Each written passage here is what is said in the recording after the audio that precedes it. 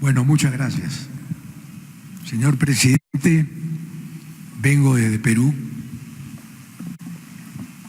y lo conozco gracias a las redes sociales.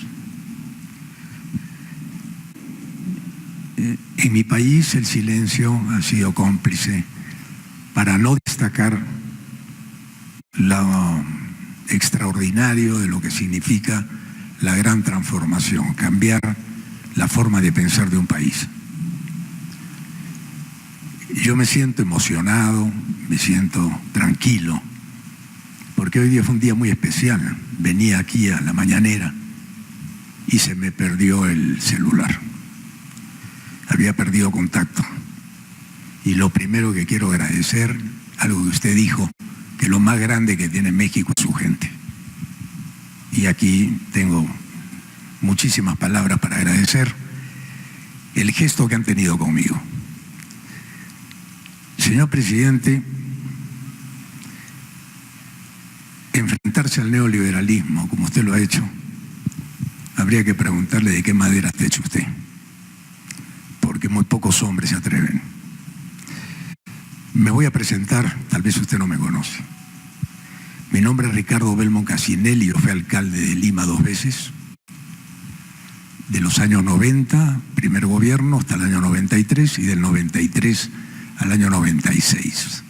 Tuve como rival al presidente Fujimori al frente. Empezaba el neoliberalismo con toda su fuerza en el Perú. Después fui congresista de la República y candidato a la presidencia. Confieso que fracasé. Me enfrenté al poder fáctico y el poder fáctico me dio en el suelo, como decimos vulgarmente en el tema pugilístico.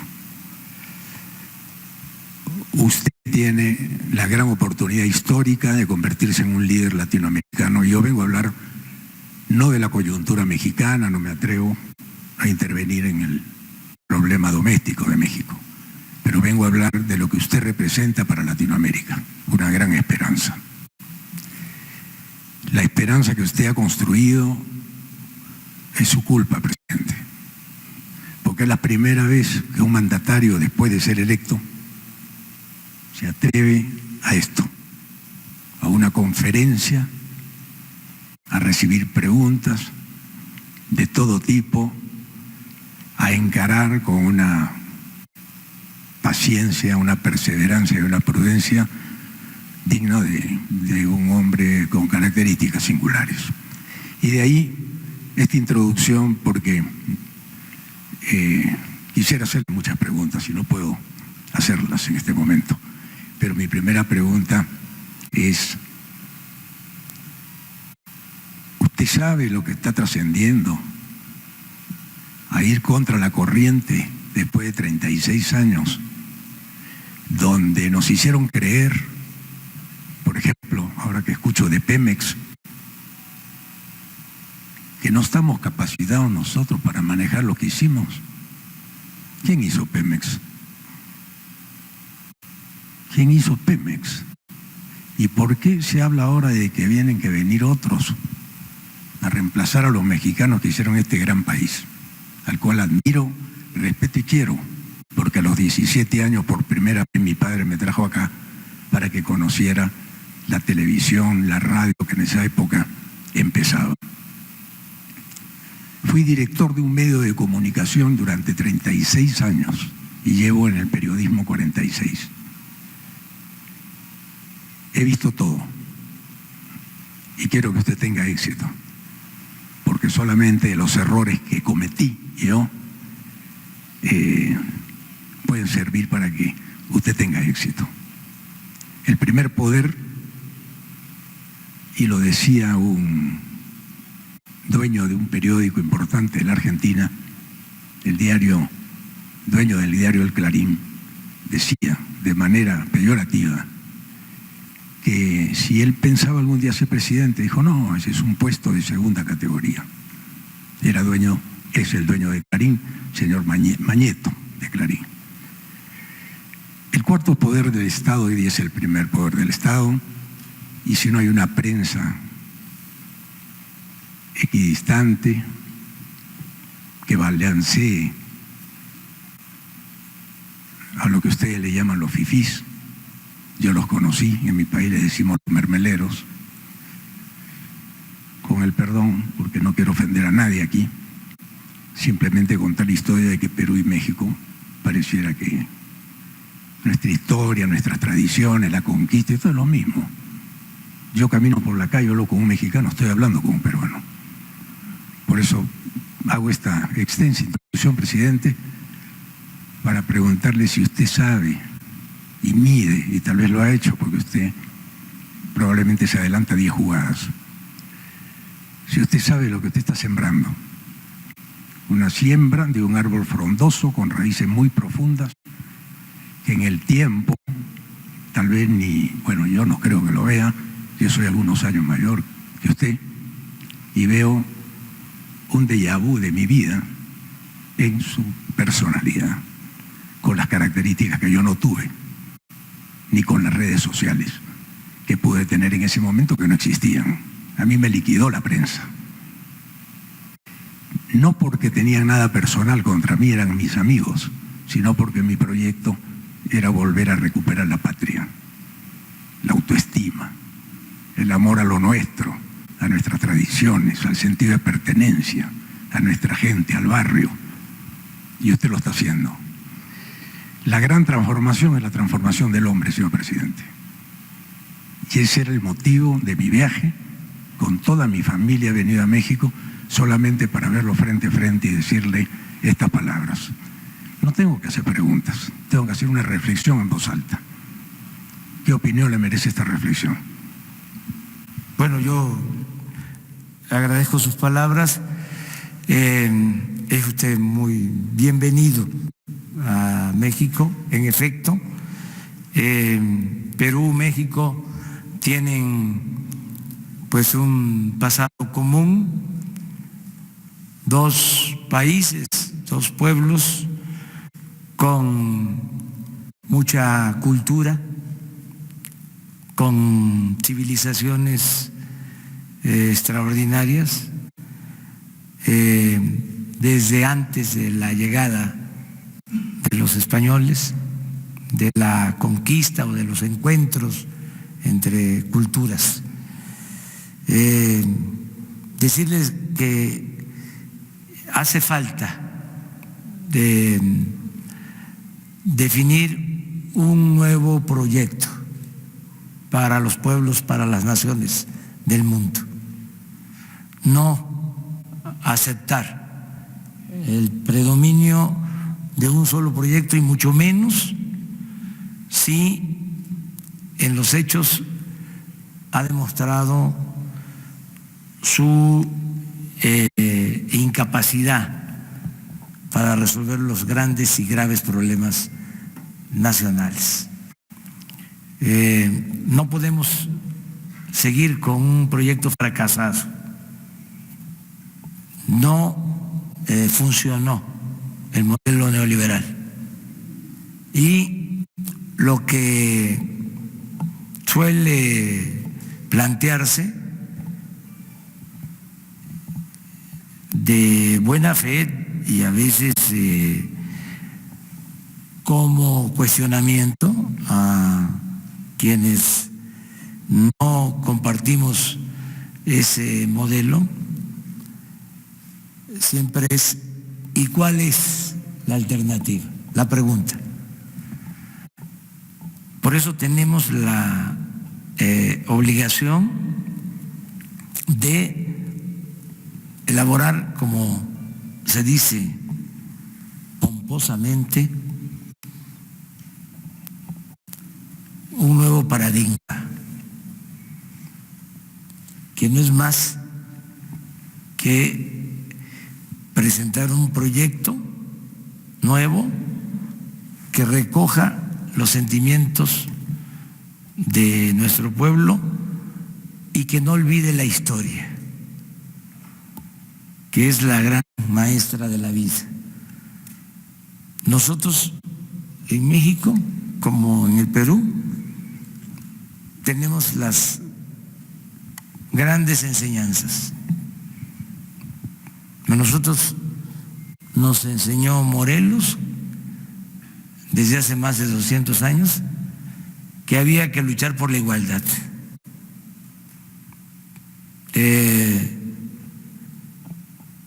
Hidalgo nos enseñó de que había que abolir la esclavitud.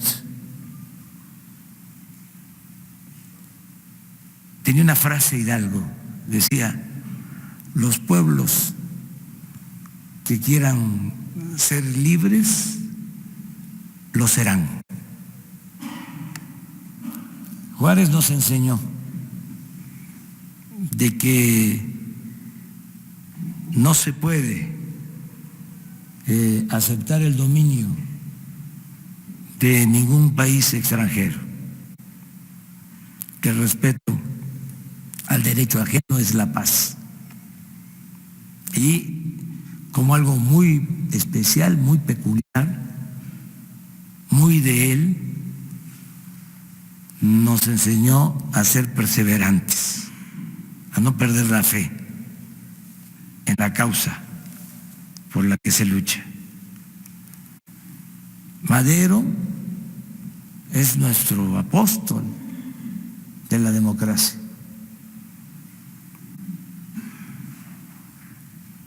En un tiempo en que nadie hablaba de eso, ni se creía que eso significara una opción, una alternativa, él planteó que la democracia era la salida a la crisis y al predominio de la dictadura. Y luego tuvimos un presidente extraordinario, mejor del siglo XX, el general Lázaro Cárdenas del Río, que recuperó lo que había entregado Porfirio Díaz a extranjeros y demostró de que podíamos nosotros administrar nuestro petróleo, nuestros recursos naturales. Cuando se fueron, después de la expropiación, los dueños de las compañías petroleras extranjeras nos sentenciaron diciendo de que íbamos a ir a buscarlos, porque no iban a poder los técnicos, los trabajadores mexicanos, sacar adelante a la industria petrolera, porque ellos tenían la tecnología, el cómo hacerle, y que no íbamos a tener capacidad los mexicanos. Y salió adelante la industria petrolera, en circunstancias muy difíciles. Ahora tenemos este desafío de demostrar que no tenemos por qué continuar por el camino trillado de los últimos tiempos, por este proyecto neoliberal o neoporfirista que ni siquiera funcionó en términos cuantitativos, porque en 36 años no ha habido crecimiento económico, que no es desarrollo. En 36 años México retrocedió, no avanzamos, no hubo crecimiento económico como lo hubo en otras épocas. 50 años antes de que se impusiera la política neoliberal, la economía de México creció a una tasa promedio anual del 6%. Y en el periodo neoliberal, en 36 años, en promedio, 2%. Y aumentó como nunca la corrupción.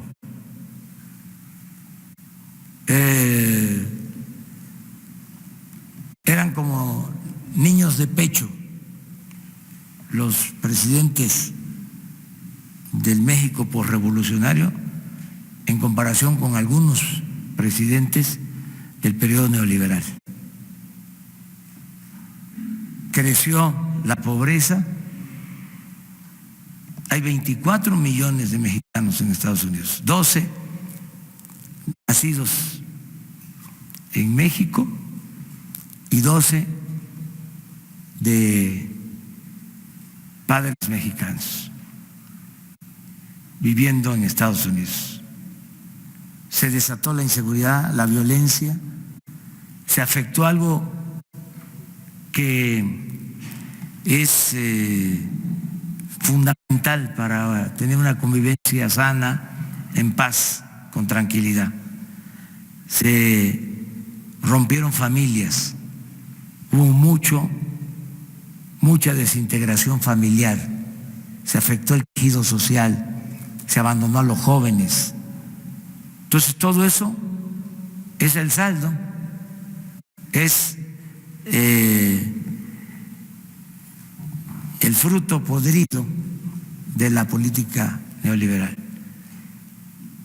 Y tenemos que cambiar esa política, llevar a la práctica una nueva política que tiene, en el caso nuestro, como eje acabar con la corrupción, porque el neoliberalismo en México se convirtió en sinónimo de corrupción, privatización, corrupción, beneficio para una minoría a costa del sufrimiento de la mayoría de los mexicanos. Entonces,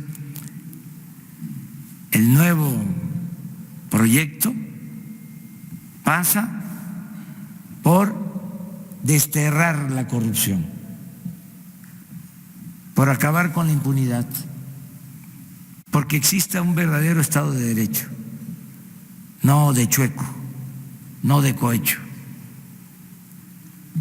Pasa también por la justicia, por la igualdad.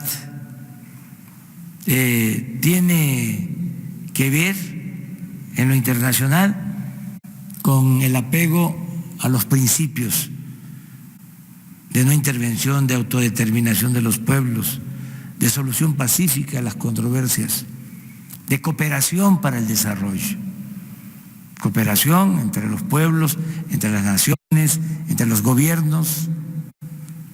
Eso es lo que estamos acreditando. Yo le invito a que participe dándole seguimiento, evaluando este proceso.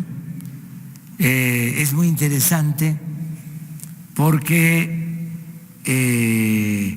hay desafíos y apuestas en el sentido de que no vamos a poder, y nosotros decimos sí, sí se puede.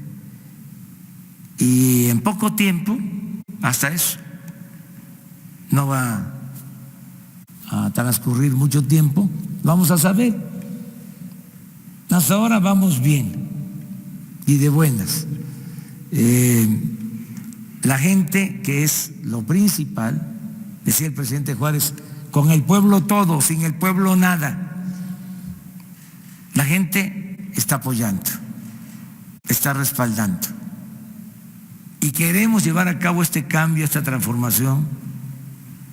Queremos acabar con la corrupción, con la impunidad,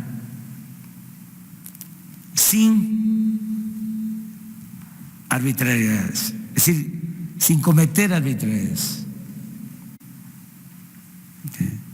No imponernos por la fuerza, garantizar las libertades.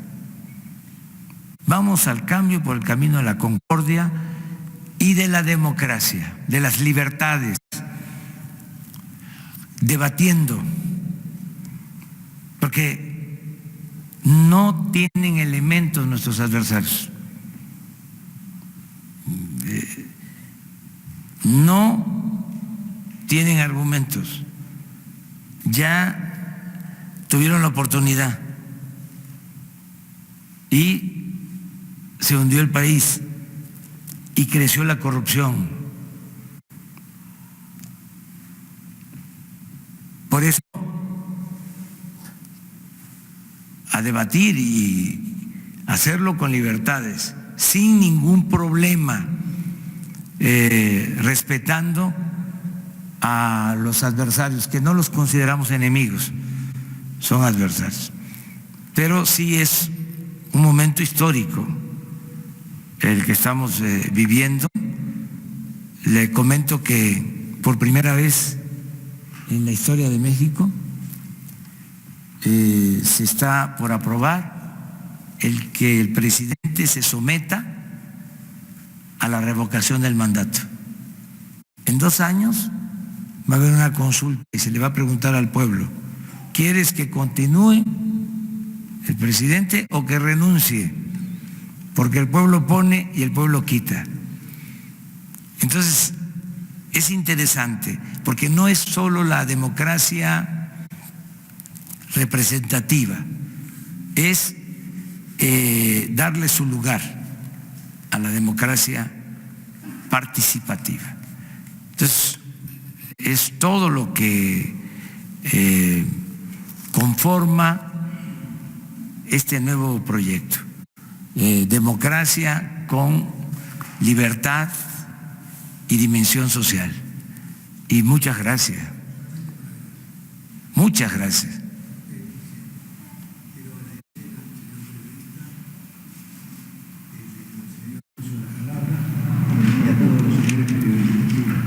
La última reflexión. Yo creo que no hay contagio más intenso que el ejemplo. ¿No hay micrófono?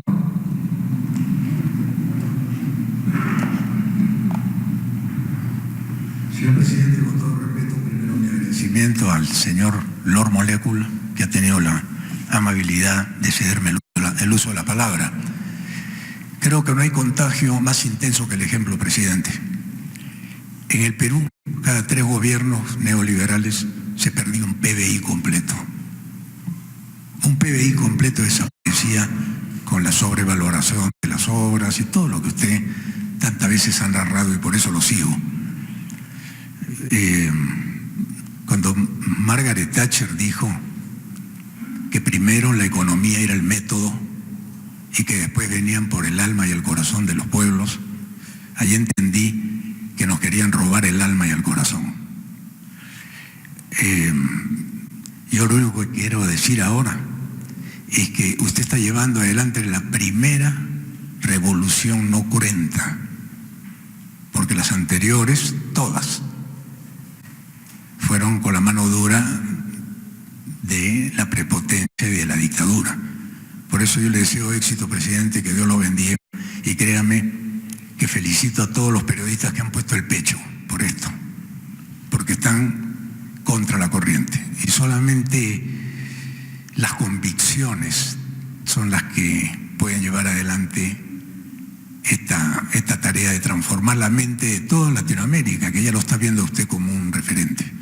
Y me he permitido hacer esta extensa presentación por el respeto que le tengo a este querido país. Muchas gracias, presidente. Muchas gracias. Pues esto también es muy importante, lo conceptual. No vamos a estar hablando solo de números o de lo cotidiano. De vez en cuando tenemos que hacer una reflexión, y también para eso son estos encuentros. Entonces yo celebro que se haya dado esta participación, y si les parece, mañana continuamos.